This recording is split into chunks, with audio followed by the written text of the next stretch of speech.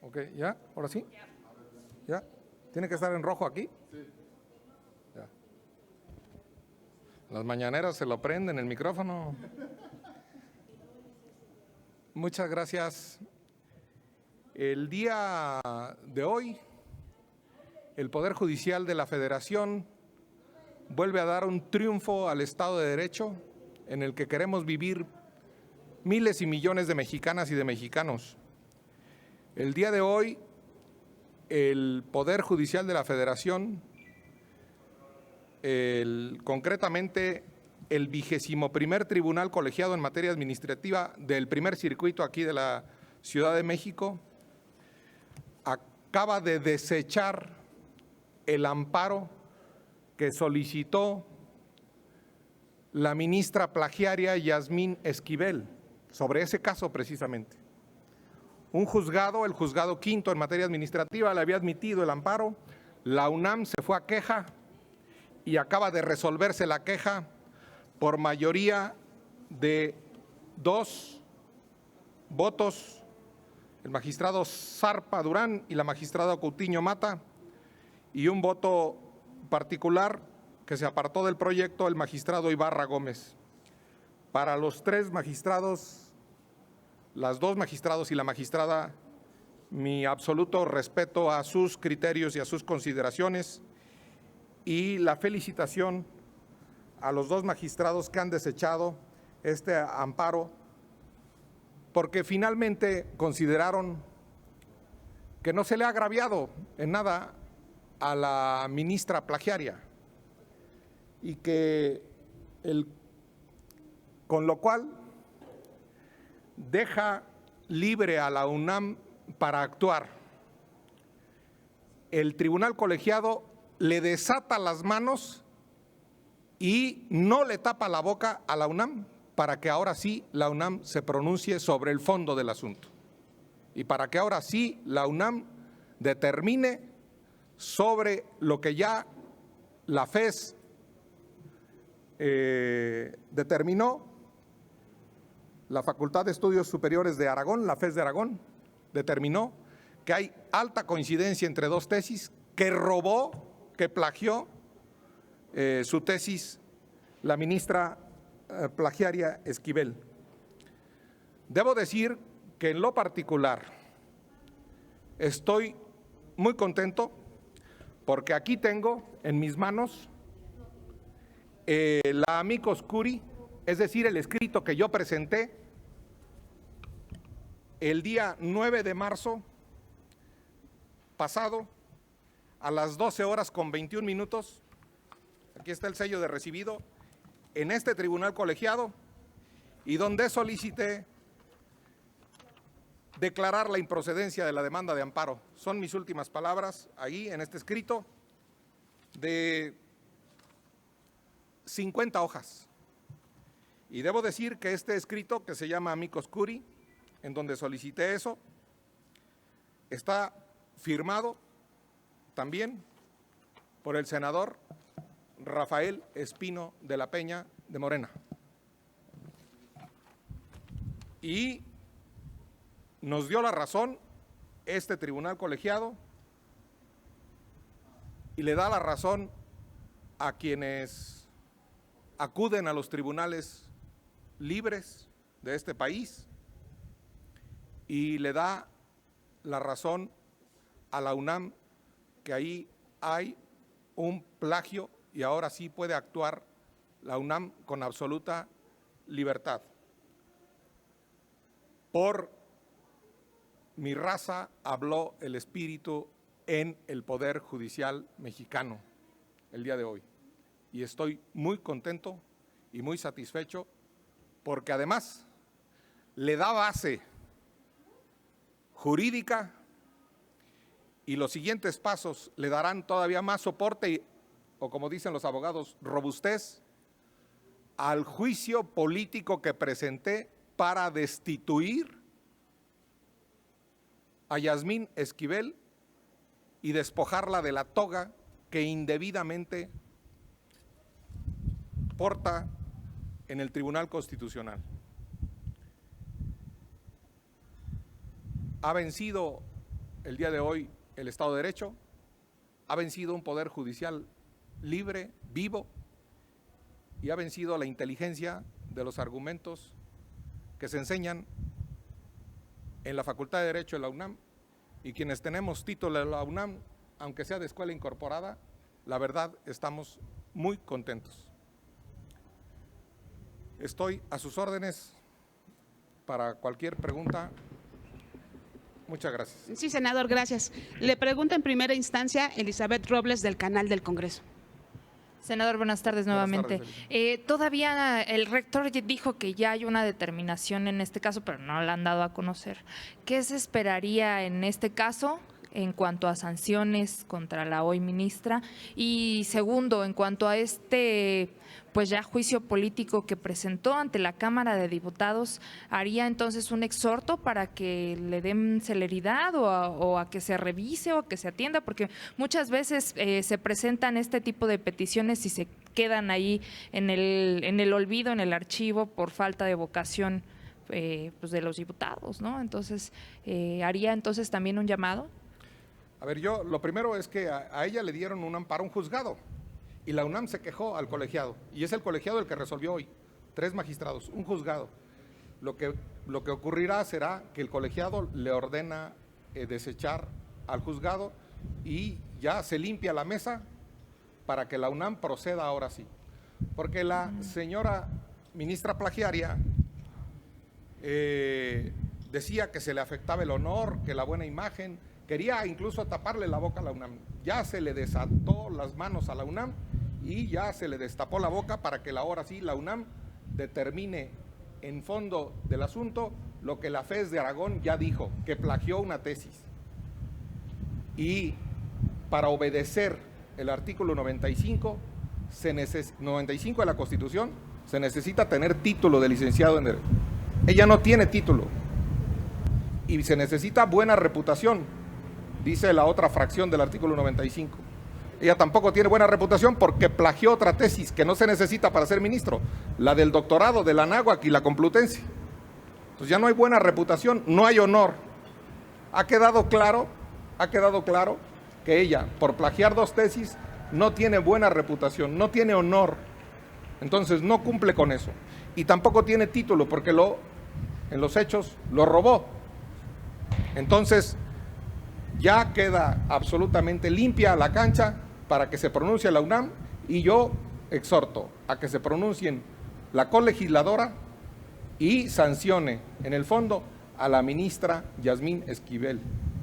Y yo llamo, aunque parezca ingenuo, a que por ética de la que hablan, por moral de la que reparten cartillas de Alfonso Reyes, por moral renuncie la ministra Yasmín Esquivel a su cargo en la Suprema Corte de Justicia de la Nación.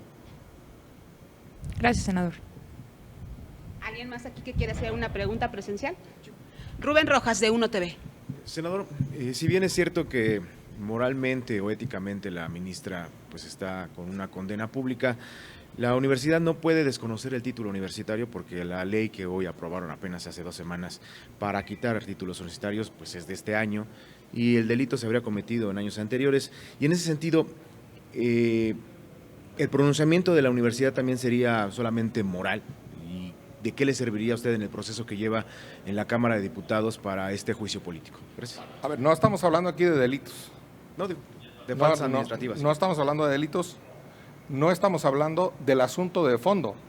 Lo que la UNAM hace poco se dio fue un procedimiento, pero el asunto de fondo es que plagió y robó una tesis. Sobre eso se puede pronunciar la UNAM. Pero no le pueden quitar el título. Sobre eso se puede pronunciar la UNAM. El título se puede pronunciar la UNAM, por supuesto. Ya le han quitado algunos otros, ya hay precedentes que han publicado el Universal, que ha publicado el Colegio de México, que ha publicado. Por supuesto que los títulos los puede desconocer la UNAM en ejercicio pleno de sus atribuciones y en ejercicio pleno de su autonomía. Es sin preguntarle ni pedirle permiso a nadie. Y lo que hoy queda claro es que no necesita permiso de nadie. Hoy quedó claro eso. Hoy le destapó la boca y le desató las manos. Hoy, lo digo yo, no lo dijeron los magistrados, hoy el Poder Judicial le dice a la UNAM, en ejercicio de tu autonomía, haz lo que quieras y pronúnciate. Luego ya, si la cédula es otra cosa, en la SEP. Y la SEP es una dependencia del presidente de la República. Pero la autonomía, en ejercicio de la autonomía, la UNAM, por supuesto, que puede desconocer y sancionar una conducta de uno de sus exalumnos, y más si fue fraudulenta. Es por el prestigio de la UNAM lo que estamos aquí jugando. Es el prestigio de la UNAM. El represtigio del Poder Judicial, con las sentencias de esta semana en la Corte y en este tribunal, ahora vamos a represtigiar a la UNAM. Y le toca a la UNAM. Y estoy seguro que la UNAM no va a fallar a los que tenemos título de la UNAM. Y a los muchachos que se lo han ganado con el sudor de su frente y con esfuerzo. Y no con quien ha robado. No nos puede tratar la UNAM igual a los que han robado que a los que fueron con mérito a esa universidad pública, orgullo de los mexicanos, la mejor, la más grande, la más cuidada. Y en ese sentido, este documento del 21º Tribunal, ¿lo anexará a su petición de juicio político? Creo que ya lo hicimos, pero si no, por supuesto que lo haremos. Pero la sentencia es la que anexaré, pediré y se anexará, solicitaré que lo vea la comisión instructora y que le dé cuenta, ya le dio cuenta de la solicitud a la ministra. Pero insisto, una cosa es estar titulado, esa es una fracción del 95 de la Constitución, y otra cosa es tener buena reputación. ¿Cuál buena reputación tiene quien se ha robado 2 tesis? 2, no una, la de licenciado en Derecho, que esa se le exige, y la de doctor.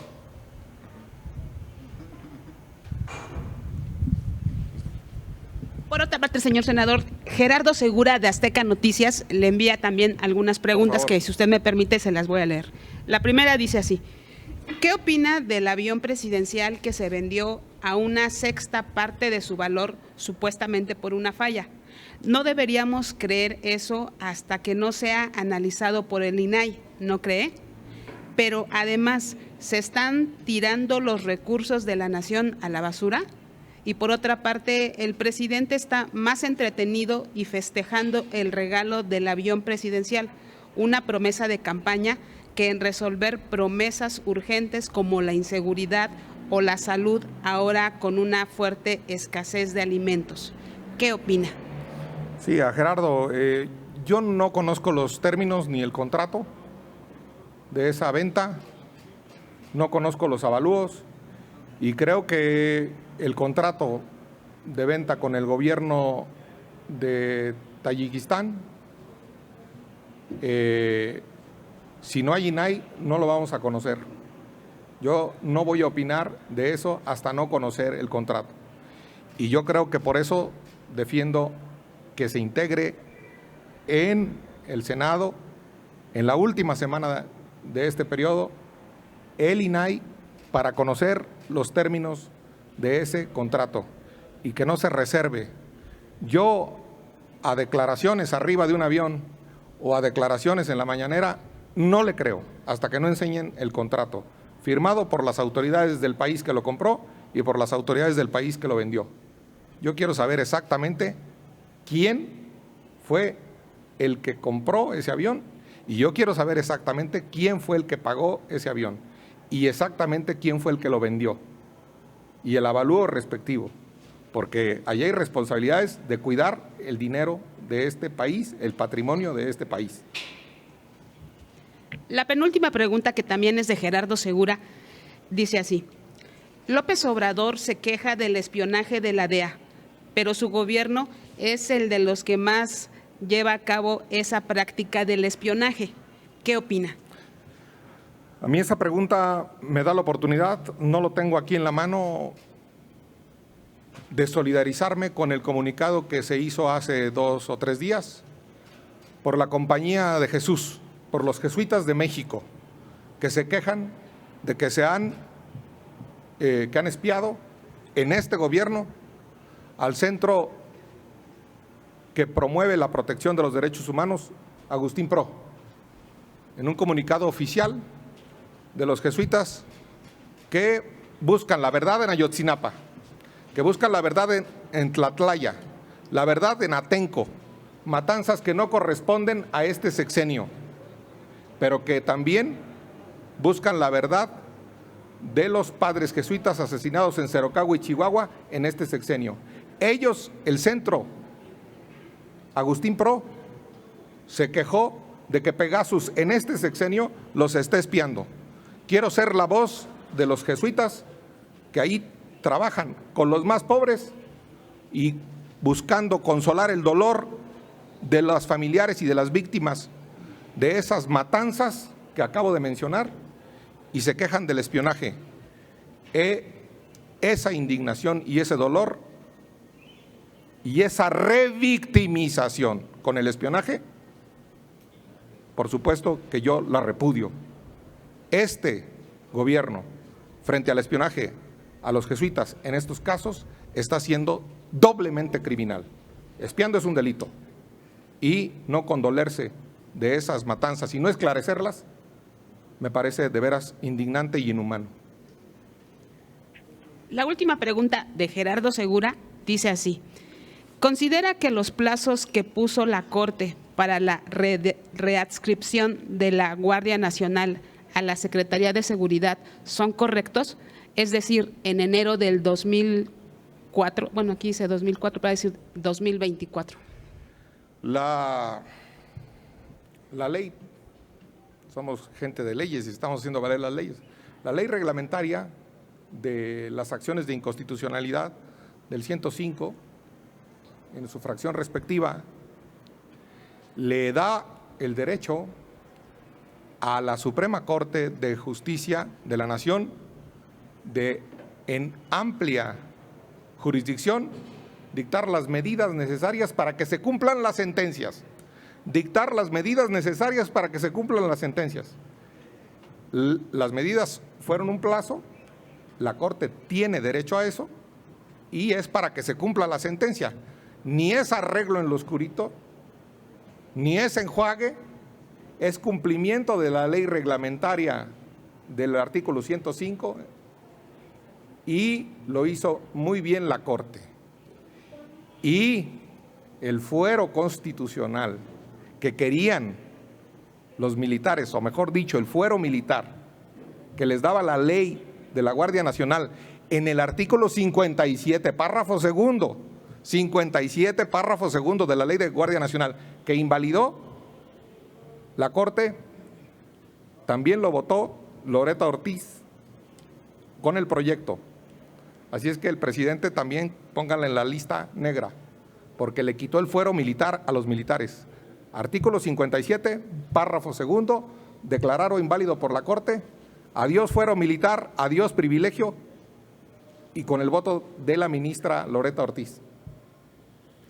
Andrea Becerril, de La Jornada, le pide un comentario sobre la minuta de la ley 3 de 3, que ni siquiera se ha turnado a comisiones y hay un fuerte cabildeo para pararla.